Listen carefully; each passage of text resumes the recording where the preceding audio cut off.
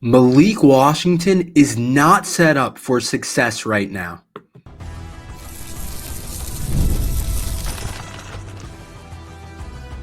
You are Locked On Terps, your daily podcast on the Maryland Terps, part of the Locked On Podcast Network. Your team every day.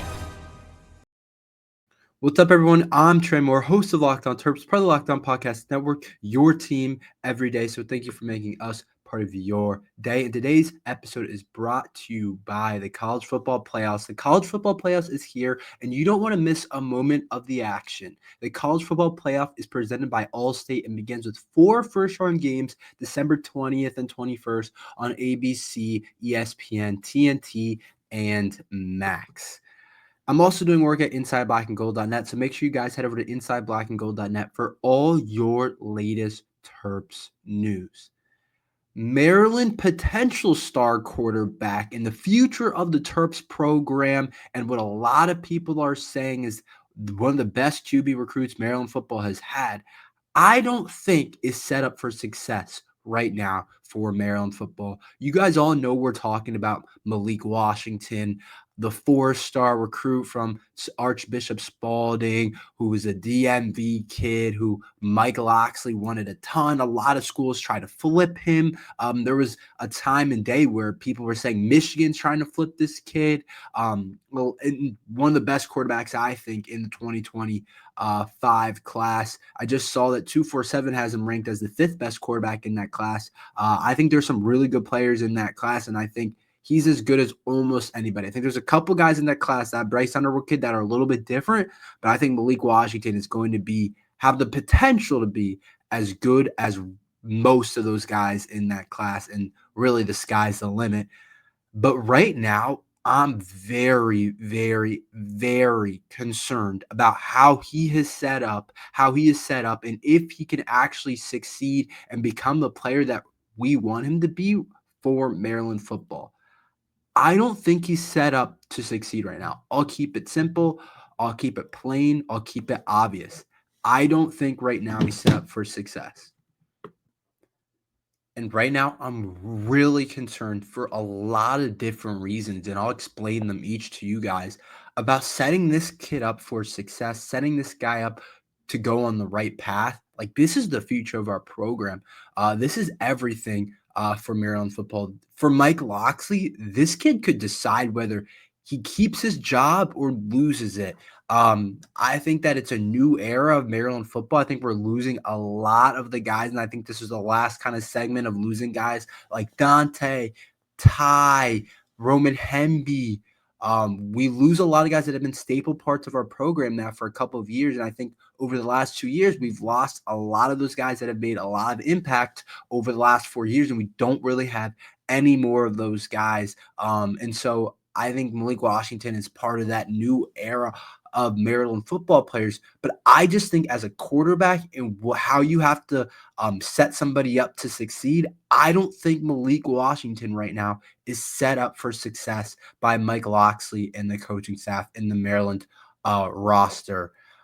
First of all, I don't know if he's ready to come in and play right away. I think he's one of the best quarterbacks in the class, but a lot of these guys need time. You don't want to have to throw them into the fire if you don't have to. And right now, I think Malik Washington, where the quarterback room stands right now, he's going to come in and probably be the starter. I don't know if things are going to change. I don't know if Mike Locksley is going to add a veteran, but we let Billy Edwards get over to Wisconsin, which I think is a good fit for Billy Edwards. I'm still kind of unsure of why Billy left. Something changed clearly because Mike Locksley said he expected Billy to be back. So I guess they had some conversations previously about Billy Edwards coming back, and then he switched his tune, I guess. But I feel like the fact that he has to come in and probably be the starter right now, that's hard to do. No leeway, no one in front of him, nobody to give him guidance. And some of you guys might think MJ Morris possibly, but to me, MJ Morris is a guy that I think honestly will enter the portal. Hasn't came out yet, hasn't happened yet, but I think there's a pretty good shot that MJ Morris is gone and is not part of the Maryland football quarterback room. There's still going to be transfers that are going to happen, that they're probably having those conversations now that just haven't came out publicly. And I think who else is going to be the starter? There's not anybody else that I think would play over Malik Washington. And maybe Mike Locksley's trying to bring in a veteran in this room, but I don't know if quarterbacks are going to want to come here for some of the same reasons I'm going to tell you why I'm scared from Malik Washington and for him to succeed. It's tough when you're a freshman in college to overcome a lot of different things. And if he's forced to play on the field, he might have to overcome a lot and probably too much, and it's very unlikely you play well. Right now, Maryland football's offense, there's not a single guy like on the entire offense that I'd be like, yeah, he's going to be a really helpful towards you, Malik. And when I say that, like last year, Billy Edwards, I was like, okay, Ty Felton, Billy Edwards, your first year as a starter, he'll be really helpful. He'll get you some easy catches. He'll get you some easy passing yards. He'll create separations. He'll create yards after catch. He'll be a really easy guy to get you going. Same thing with Caden Prather. Similar thing with Roman Hemby. He'll be a good guy to get in the passing game out of the backfield, hand the ball off. Hopefully he can create a couple of big plays. I don't have anybody right now from Malik Washington if he has to come in and play. And yeah, we still have to add some people in the portal, but I don't have anyone that I'm like, he'll really help you. Like a couple years ago when we had DJ Glaze as our tackle, when Talia was a quarterback, I was like, Talia, he'll really help you. He'll protect your blind side. He'll do a good job of that. He ended up being a third-round pick and is now a staple of the Raiders' future on the offensive line and things. I don't have a guy like that from Malik Washington. It's a bunch of unproven guys. It's a bunch of guys I'm unsure about. It's a lot of just guys that haven't done anything, to be honest. They haven't done much. It's not an established room in any of the offensive categories.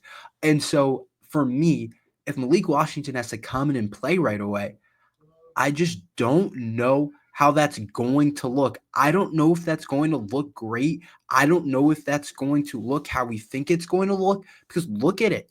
What part of our team is setting him up for success right now? When you talk about quarterback, you often talk about his receivers. Does he have number one? That's a big conversation in the NFL. College, I feel like it's more about, do you have 3, 4, 5 guys that can play at a high level?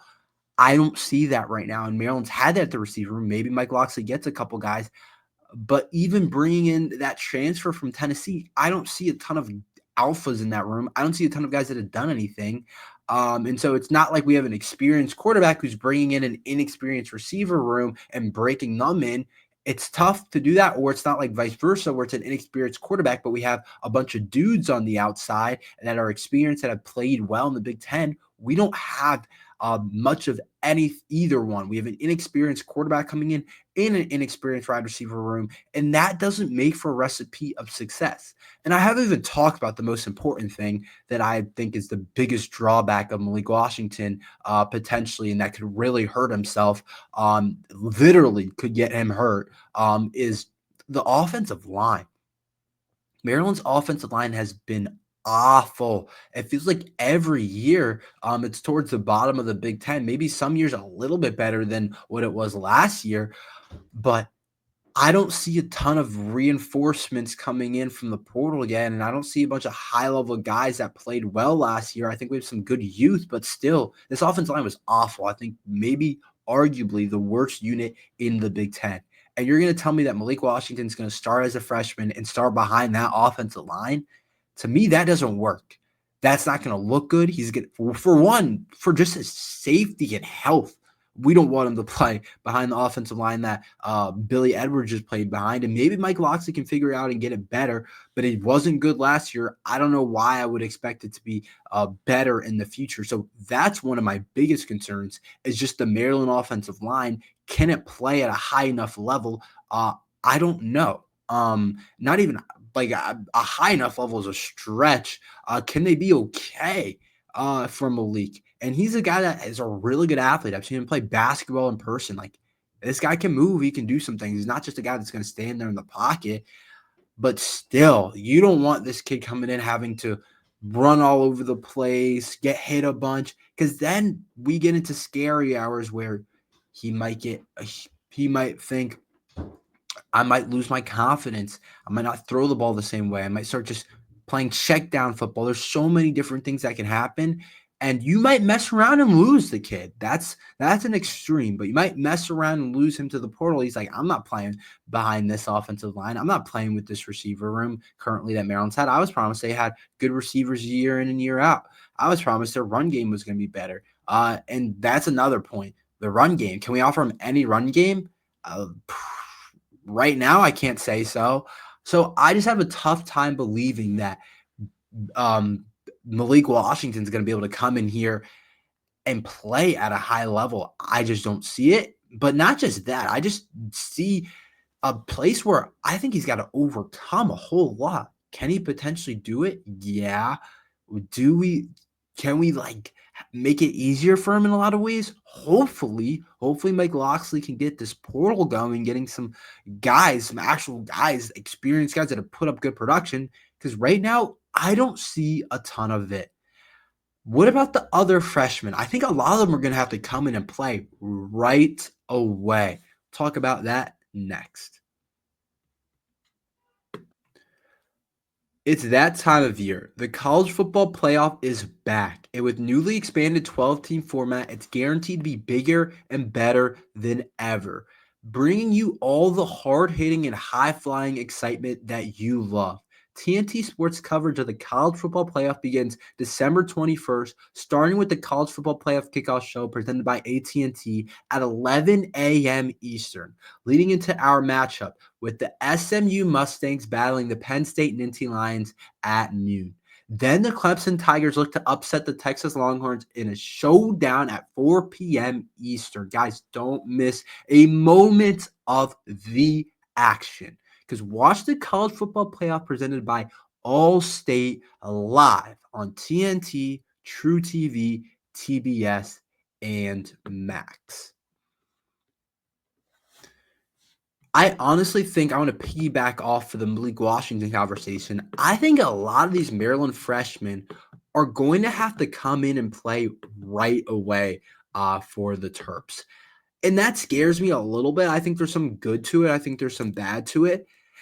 This is one of those years where you have a tricky situation with Maryland football and college football in general and today. You don't want to lose a lot of these guys, and so you feel like you have to play them. And that's just the way it is. You feel like you have to play a lot of these guys early because of their talent, and you don't want to lose some of these guys, so you want to get these guys in spots and that kind of thing for Maryland football. And I think a lot of that has some truth to it.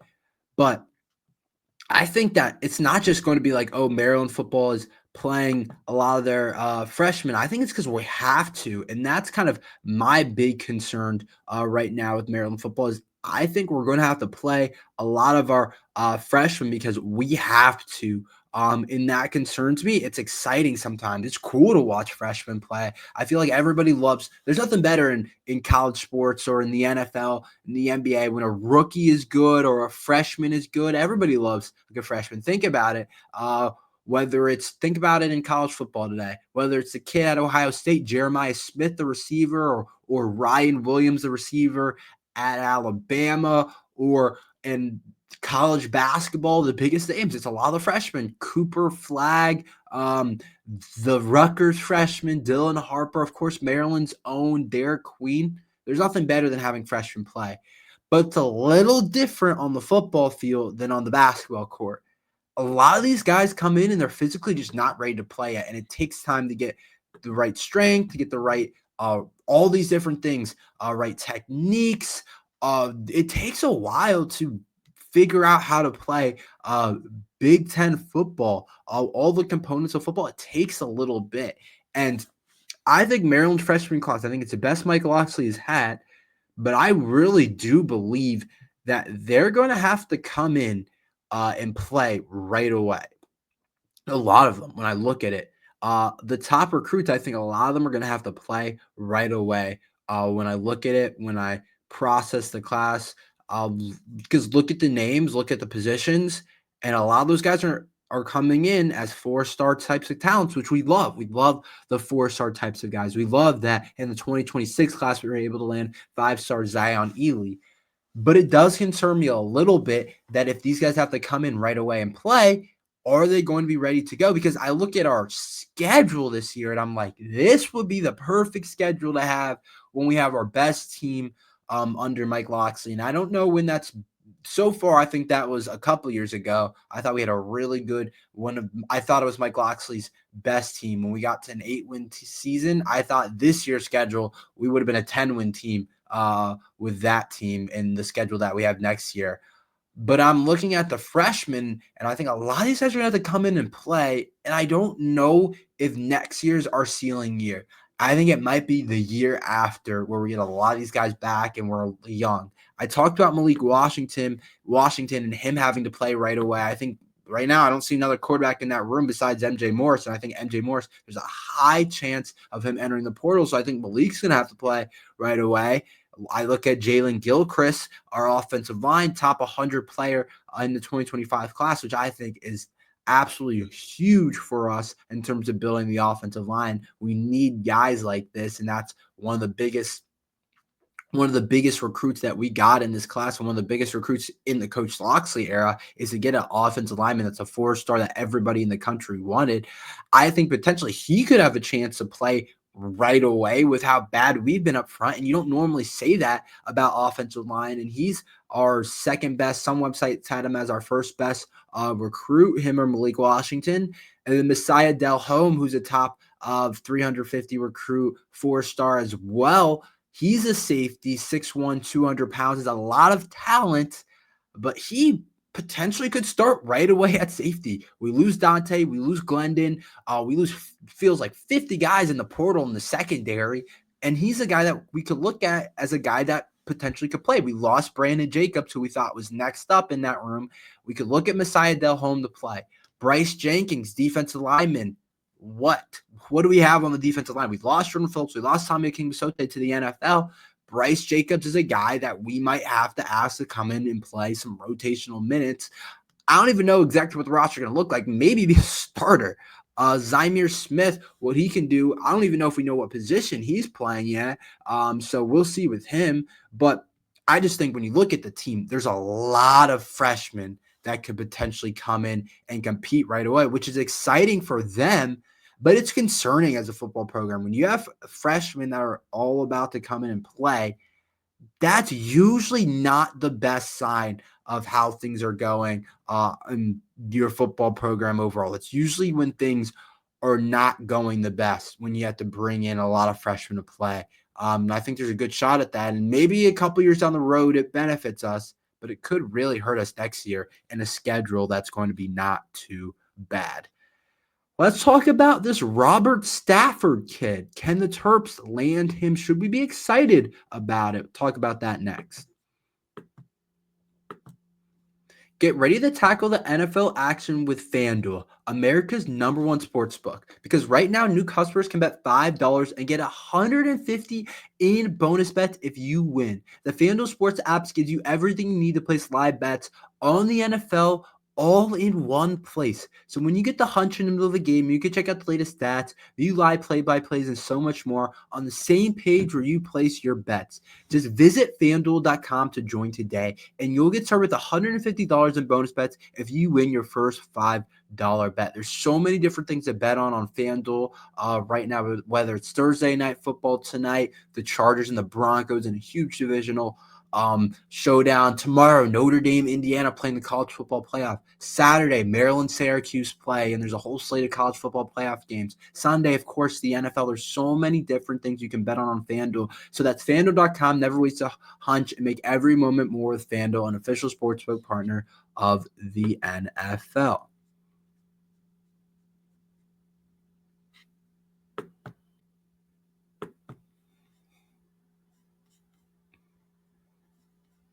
Make your holidays bigger and brighter with PrizePicks, the best place to get real money action while watching your favorite sports. You can now win up to 100 times your money on PrizePicks. PrizePicks. PrizePicks now offers MasterCard for quick and easy deposits into your account this sports season. Join now because this holiday season, PrizePicks is giving away 2 free picks in December, and they're giving away $30+ million in rewards during Picks Miss.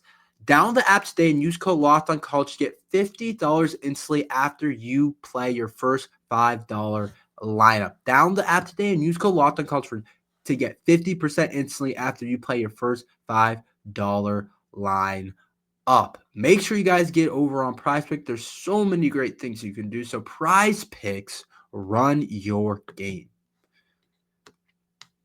So Maryland football, I think it's absolutely imperative that they add a couple different guys in the secondary. And it looks like we have a guy that maybe has a good shot at going to Maryland. And this kid, Robert Stafford, he was at Miami, a defensive back for Miami. Still has 3 years actually to play. And he's an interesting type of guy because it sounds like he's a talented player. He's ranked as a 17th ranked corner in the top 150 player in his recruiting cycle, but he hasn't panned out yet, and it hasn't really happened for Miami yet. He's played a little bit for sure, but it just hasn't come together. In 13 games over the course of 2 seasons, he's made 7 tackle and 1 pass breakup. And he also briefly turned around and played offense, which was kind of weird. He caught a pass for 7 yards during his freshman season, but I guess he's back at DB. And I don't want to say this kid's a must-get because I don't want to say that a guy that hasn't played a ton but sounds like he has a high upside is a must-get. It doesn't feel like that to me. He's definitely an interesting guy that I would like to see us land because that room is so open. I'm just concerned. I'm concerned about the overall roster right now. It just feels really, really wonky, and it just feels like there's not a ton. I don't want to say it's not a ton of talent, but it's not a lot of experienced talent. It's a lot of young talent, not a lot of like juniors or seniors that I feel good about making an impact on this team now. And I think bringing a guy like Robert Stafford, yeah, it's cool and all, but we got to get some guys that have played at a high level. And that's not easy to do. And clearly Robert Stafford's a guy that went to Miami, top recruit, and it just didn't work out. There's a billion of those types of guys. But he's a guy, I think, I like guys with high upside, high potential.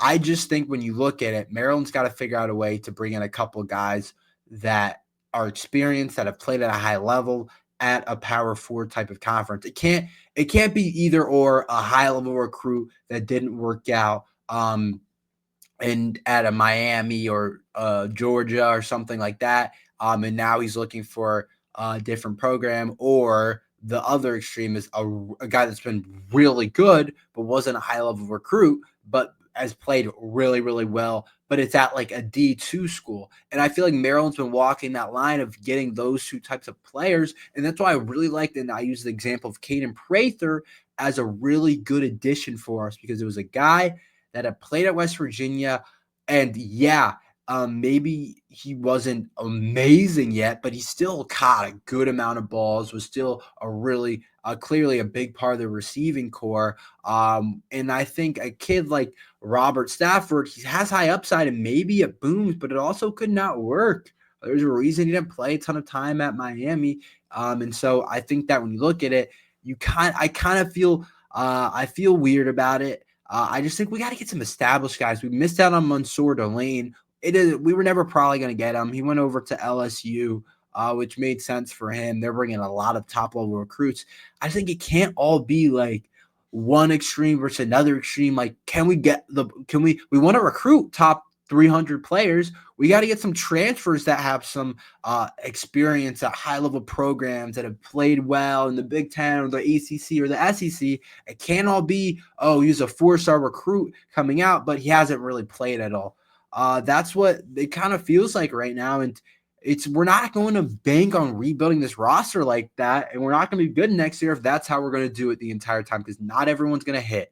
Maybe you'll get one that hits, but I feel like they're more likely to be kind of than to be good. And that's just how I see it. But that's all we have for today.